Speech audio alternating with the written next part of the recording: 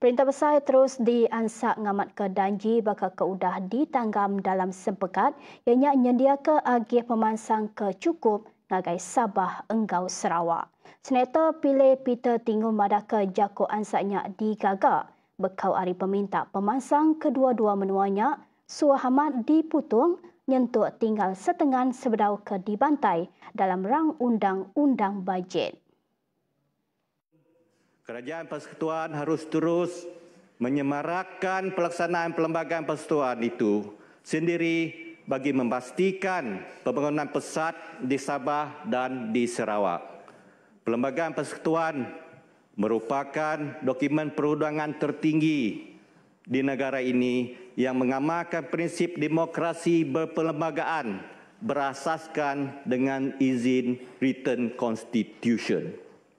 Di sini saya ingin merujuk kepada peruntukan perkara 11D Perlembagaan Persekutuan berkenaan kajian semula pemberian khas kepada negeri Sabah dan Sarawak.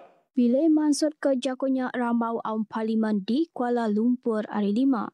Kod tanduk pilih Perintah Besar patut nitika penuh pasal perkara 112D Konstitusi Perintah Besar kengasuh mesti persaduluk penyampau khas ke diberi ninting 5 tahun. Ia madah persanya dekat nak diperjalai ke penglama lebih 50 tahun, tajak ia endang udah ditanggam dalam konstitusi.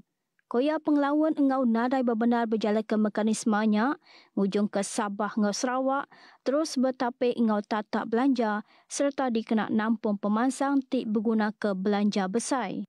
Hal ini mengambil kira bahawa kajian semula pemberian khas setiap 5 tahun seperti yang diperuntukkan sejak tahun 1969 tidak dilaksanakan selama lebih 5 dekad kecuali dalam beberapa tahun kebelakangan ini.